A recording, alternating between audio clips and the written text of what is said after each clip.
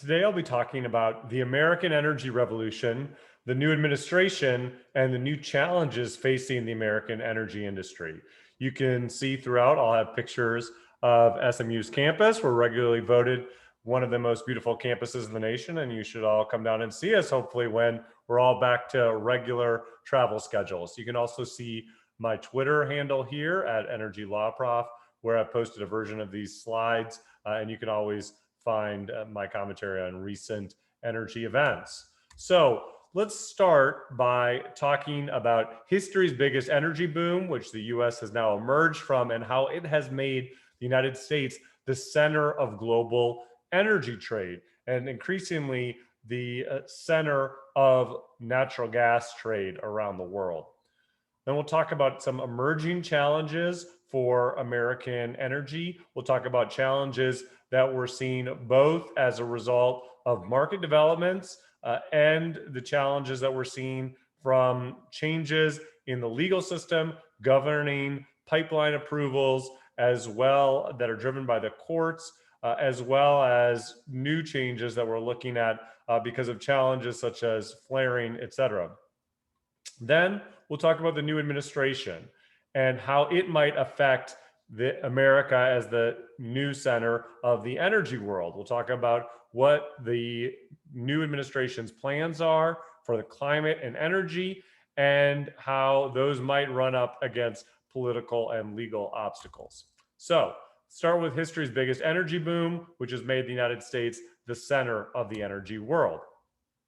You can see that here between 2008 and 2017, in that decade, the United States, in these dark bars, you can see it becoming the world's biggest producer of petroleum. In the light shaded bars, you can see it becoming the world's biggest producer of natural gas. You can see the description of how this happened as a result of fracking and the statistics behind it in the article linked below, The Third Age of Oil and Gas Law. Then, and as well in an animation sort of depicting the United States overtaking its competitors in oil production here on the bottom right. Throughout, I'll have links to my papers supporting the data that I'm presenting here. Now, this has obviously had a dramatic impact on the United States as the center of global energy production. And what you can see here in this chart is that, of course, the United States was always a massive importer of energy, or really had been since the 1960s and 1970s. But what's happened just in the last 10 years, 15 years, is that the US has become a major exporter of energy. And just in the last couple years, those exports surpassed those imports. You can see that broken down on the right, fuel by fuel, and see that of course, the big ticket item for the imports was petroleum. And what's happened as the US has been exporting more and more petroleum is that it has moved towards zero net exports of petroleum. The pandemic knocked it back a little bit, and you can see that. But the expectation here is that in the coming years, the US will move to a net petroleum exporter again. You can see that electricity doesn't really play a very significant role here. By contrast, there's always been some coal and coke exports. And if you look at natural gas net exports, the US used to be a net importer. Now it is a net exporter and projected to become an even bigger net exporter going forward. And that, of course, makes the United States very important to the energy future of the world, because the energy future of the world is really driven by two challenges. One is an energy access challenge. There are still billions of people who don't have access to reliable electricity, that have very minimal access to electricity. And so there's a need for the United States to provide energy for the world to massively ramp up its electricity and energy usage. At the same time, there is another challenge, which is about limiting the environmental impact of our energy sources. And a lot of times when people talk about that environmental impact or talk about clean sources, they really only focus on greenhouse gas emissions. And I think that's a mistake. I think it's important to talk about greenhouse gas emissions. You can see here on the left chart that natural gas is substantially cleaner than the other fossil fuels like coal and oil on the dimension of greenhouse gas emissions. And so sometimes when people talk about natural gas being cleaner, they focus on greenhouse gas emissions. I think there you run into the counter argument that although it's cleaner than coal, which is the world's leading source of electric power, it is not as clean as nuclear, solar, wind, et cetera. And that's true.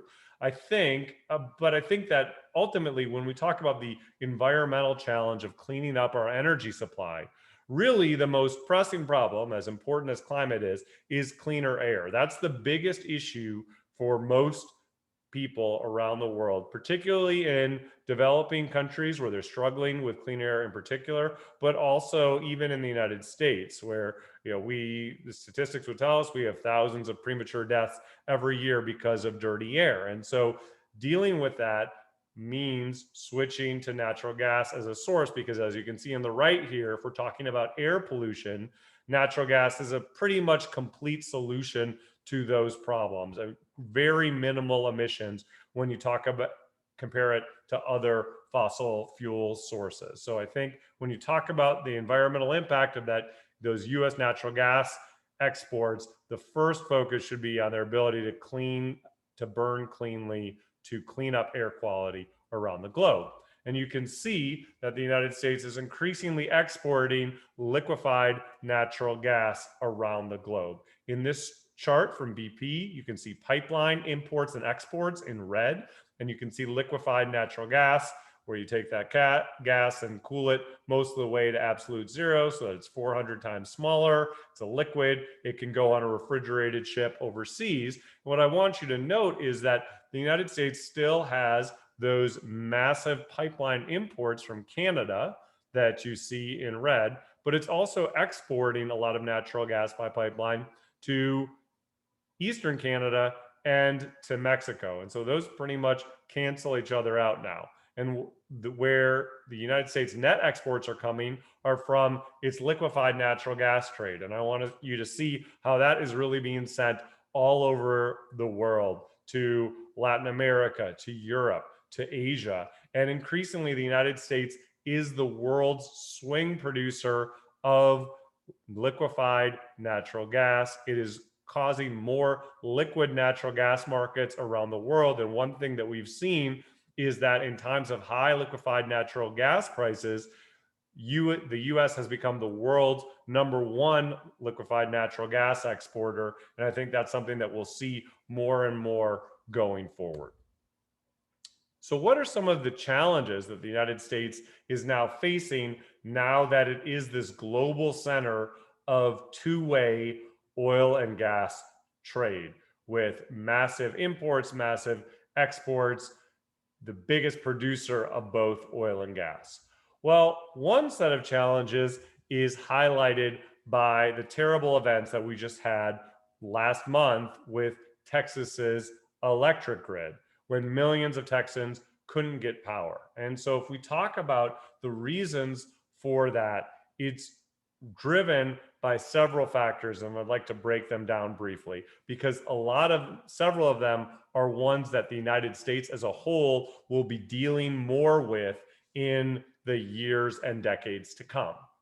So this is how Texas gets its power in the 2 weeks leading up to that crisis, which started on the morning of February 15th. If you look at the first week, the first half of this chart, the Texas grid was operating as it should. In red, you have wind power. In orange, you have natural gas power filling in the gaps of that wind power. And then you see a little bit of nuclear in maroon running constantly across the chart. And then you see in dark gray those coal power plants, at first sort of like natural gas filling in the gaps, but a little bit more constant.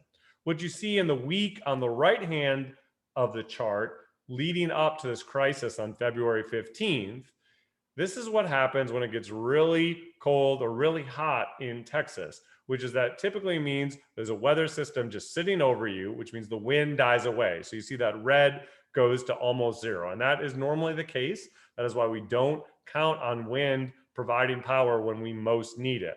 And natural gas at first did basically what it was supposed to. It ramped up to meet the demand that happened as everybody needed electricity to heat their house. And we'll talk about the impact that had as well. You can also see that coal starts to run basically flat out. Nuclear continues running flat out. Then just in February 15th, when power demand should have been ramping up further because Texas was dealing with extreme cold temperatures, in fact, what happens is power production from all these sources falls off. It falls off from wind because of frozen turbines. It falls off from gas production for a variety of reasons. It falls off even from coal power plants and nuclear power plants. And the reasons for that are complex. Love to talk about them more, but let's start with looking at how big this shortfall really was. So this is a chart from the International Energy Agency that just stacks those values on top of each other. And you can see that dramatic drop in power on February 15th, the morning of February 15th, just when Texas was experiencing the most extreme temperatures, when it most had a need for electricity wasn't there. And that's why we've seen damage to millions of households across Texas as a result of the blackouts that lasted many days. In my house, we went a few days with only occasional power. Temperature in the house got down to 37 degrees a couple times, frozen pipes, etc. But we were luckier than many.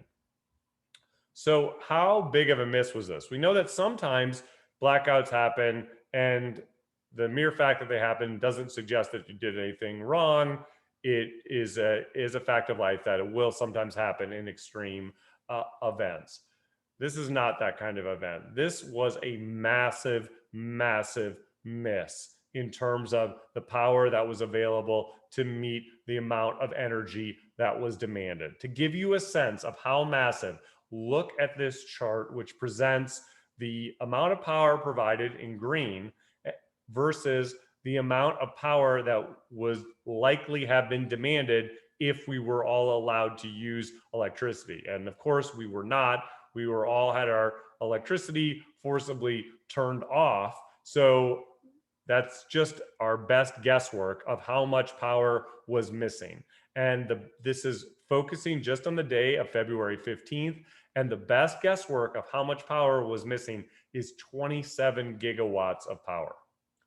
On an average day, California, the whole entire state of California, produces 20 gigawatts of power. So this was not a small miss. This was not a few houses with their power out. This was missing by more than a whole California of load. It was a catastrophic miss.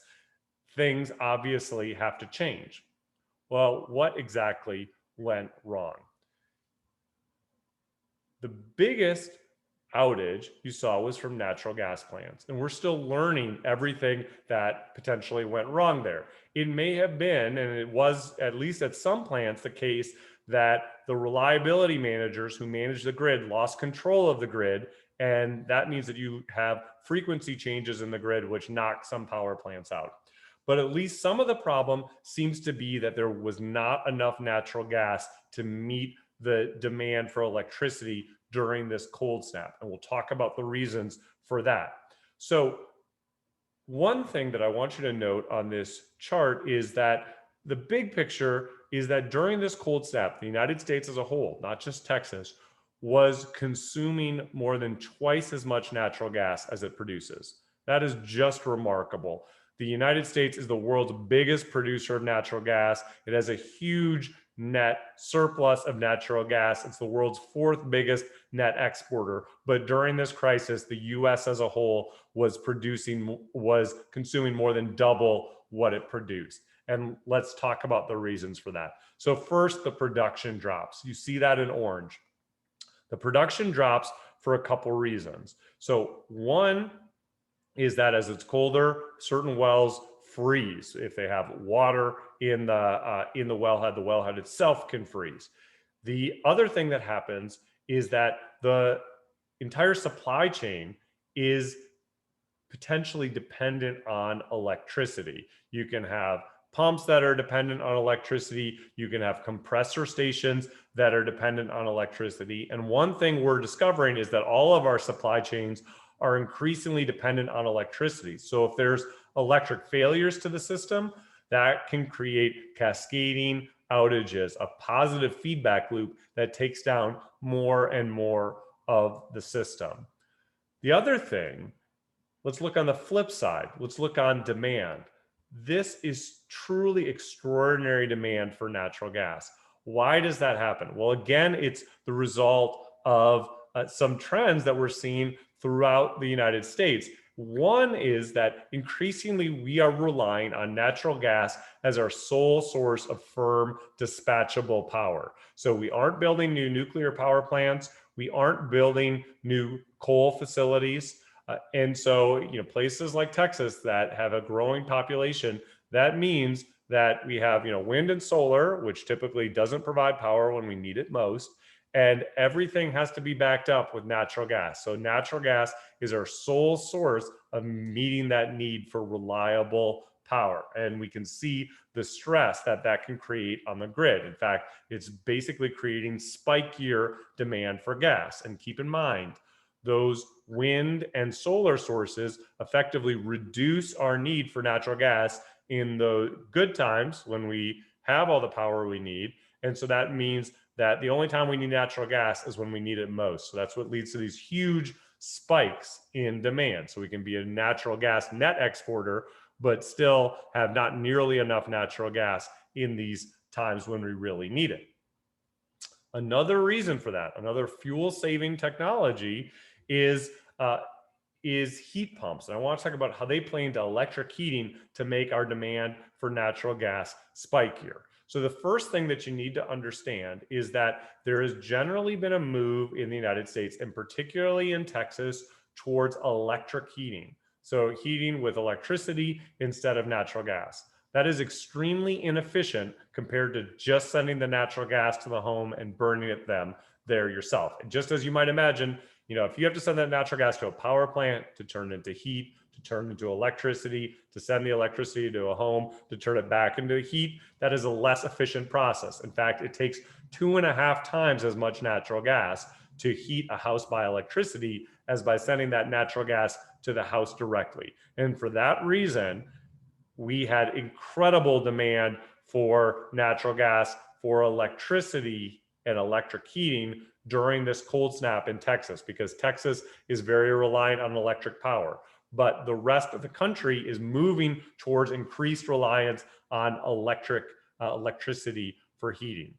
The other thing that's important to understand is that as an efficiency measure, people are increasingly installing heat pumps. Heat pumps make electric heating a little more efficient, actually substantially more efficient, not as efficient as natural gas heating.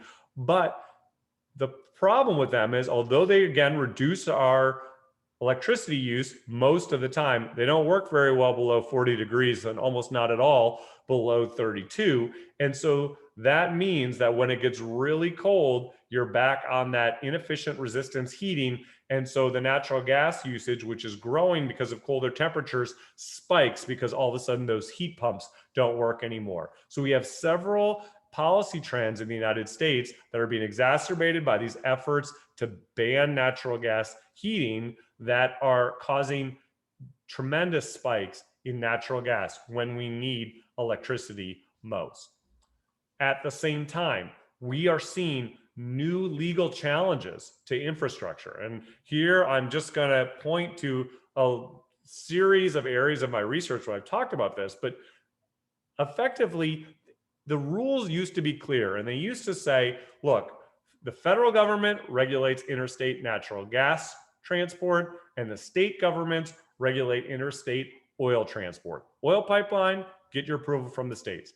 Federal natural gas pipeline, get your approval from the feds. And that was it. That is changing. And so here's a couple ways it's changing. One is the federal government looks like it's going to start reviewing state approved projects too. And we're seeing that with the Dakota Access Pipeline, just a domestic pipeline. Normally, the federal government would have no role, but as a result of court decisions, as well as some actions from the Obama administration and potentially from the Biden administration, we are seeing the federal government play an increasing role in that pipeline project. I talk about that in the article there. On the flip side, we're seeing states get involved in trying to veto federally approved natural gas pipelines. Again, those are interstate gas pipelines. You would expect that they just need the federal approval, but states are finding ways to veto them through water quality certifications under the Clean Water Act and through some kind of tricky uses of eminent domain that I talk about in this paper right here. Finally, throughout all of these, we're seeing that for projects that require federal environmental reviews, we're seeing longer and longer environmental reviews and courts demanding that they consider more and more factors. And that is slowing down all kinds of projects. It's not just oil and gas pipelines, it's also renewable energy lines, a couple lines that were designed to bring hydropower down to the Northeast stopped, offshore wind. All of these projects are being held up by the need for these longer environmental reviews. Finally, another challenge facing the industry is, of course, the problem of flaring. Anytime you have people making money on oil but low natural gas prices, as we're seeing again today, that is going to create the circumstance we see here, where it looks like there's a giant city in western North Dakota. That is, of course, those thousands of oil wells that are burning natural gas day and night. It got a little bit better during the pandemic when drilling slowed down. It is picking back up. How could we address this? Well, a lot of the proposals for addressing this, the more sort of traditional command and control regulation, I think could have actually have unintended consequences that would be negative both for the environment as well as for oil and gas companies. I suggest some solutions here in this video linked below, but you can read about those there. But flaring and flaring regulation is going to be a challenge for the industry going forward. And of course, one solution to it would be more infrastructure to bring that natural gas to market. Now, of course, the final and big challenge, the new administration and the uncertainty created by some of the promises it made during the campaign versus some of the delays that we've seen just here at the start of the administration. So if you look at the rhetoric that the Biden campaign and administration have used on climate change, their big focus has been on jobs and building newer, cleaner infrastructure as quickly as possible. Here's the big challenge. President can't get infrastructure built. No president can. President Trump tried to get the Keystone XL pipeline built for 4 years, even though it had already been reviewed for 10 years. And he didn't have any success with that. President Obama tried to build high-speed rail and power lines to bring clean power to market. He didn't have any success with that. On the other hand, the president can kill investment on his first day in office. And that's what President Biden did with revoking the permit for the Keystone XL pipeline. So there's an asymmetry. The president has lots of power to kill investment, but the president doesn't have very much power to get investments built.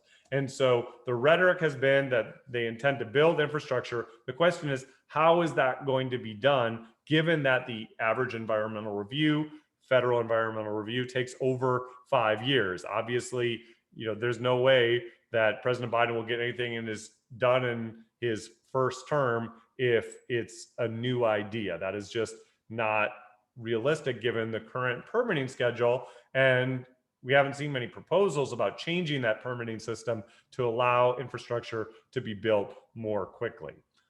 On the other hand, some of his promises about killing investment, those are very real. We saw it with the Keystone XL pipeline. Let me point you to what I think was the key promise that he made in his climate plan. This was in 2019 climate plan.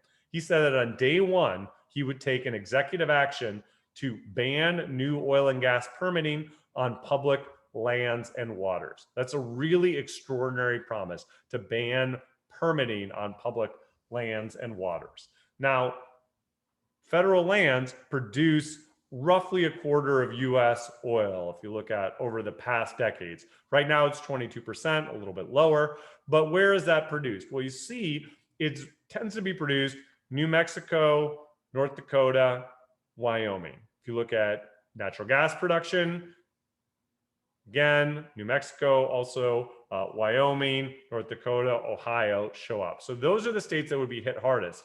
Texas would not be hit as hard because it doesn't have federal land. Now, during the campaign, I think people thought this was going to be a ban on new leasing.